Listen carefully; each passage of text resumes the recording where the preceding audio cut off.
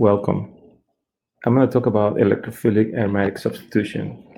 And there's a question here from a student. It says, how does the order of starting materials affect the reaction? If they were changed, what effect would that have on methyl meta-nitrobenzoate reaction? The reaction used sulfuric and nitric acid. So before we start, we had to know the electrophile. So for the electrophile, for this reaction, we have sulfuric acid versus or added into nitric acid.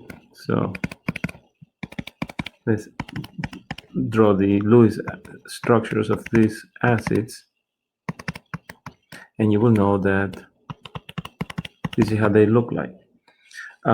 This is an acid-base reaction, therefore one of them has to be an acid, the other one has to be a base, even though both say they are acids.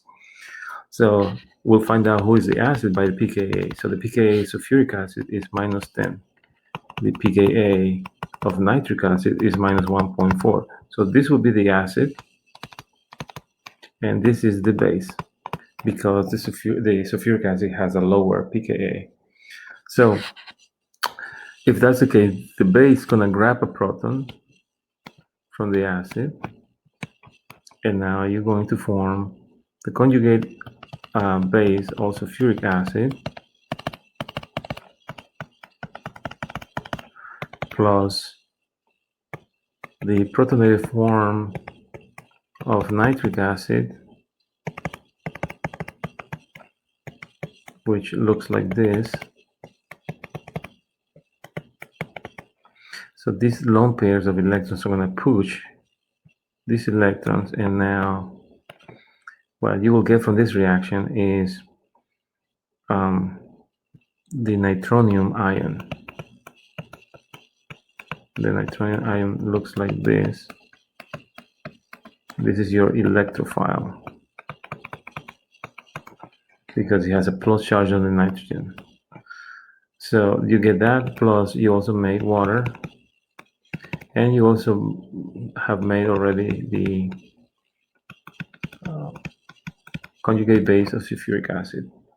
Now, it says, if they were changed, what effect would have on a methyl meta-nitrobenzoate reaction? There will be no effect. The reason for that is because methyl benzoate, which looks like this, since it has a carbonyl, is a meta-director. So when this attacks the electrophile, you will end up, minus a hydrogen, of course, you're going to end up making meta-nitrobenzoate. All right.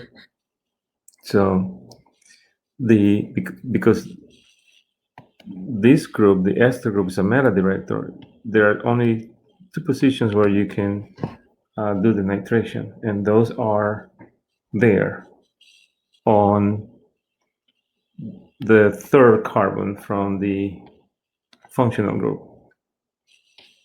So 1, 1, 2, and 3, or 1, 2, and 3.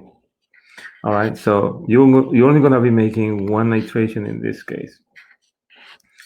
Now, so on paper, you can say the order of the additions is not going to matter. Now, if you were to do this reaction in the lab, there are two things that you need to consider. Number one, you need to make sure that nitric acid is added to the reaction. Without nitric acid, this reaction will not work.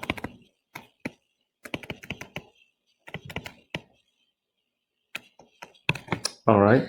Number two, because now after you have made this reaction work, this is still a meta-director, deactivator, this carbonyl group, and this nitro group is also a meta-director, deactivator.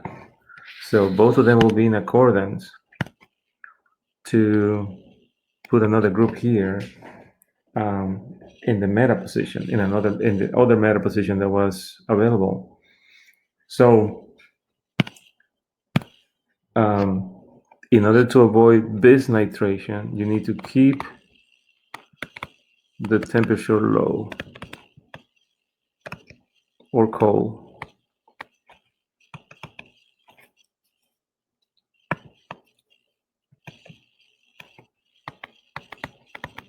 So to do this, by doing this, you will avoid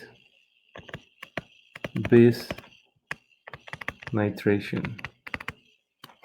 because it's very undesirable for two reasons. First of all, you're going to get a contaminant in your reaction to deal with, and usually that has a yellow coloration, and those are platelets that are really chromophobic. They have a yellow color, and also they're toxic.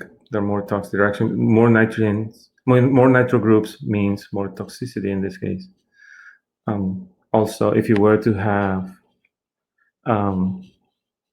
something like toluene, by doing multiple nitrations, you will end up nitrating in the ortho position, in the para position, and the two ortho positions. And this means that you can make trinethyltoluene in this case, which is very explosive. So something that is completely undesirable in the lab.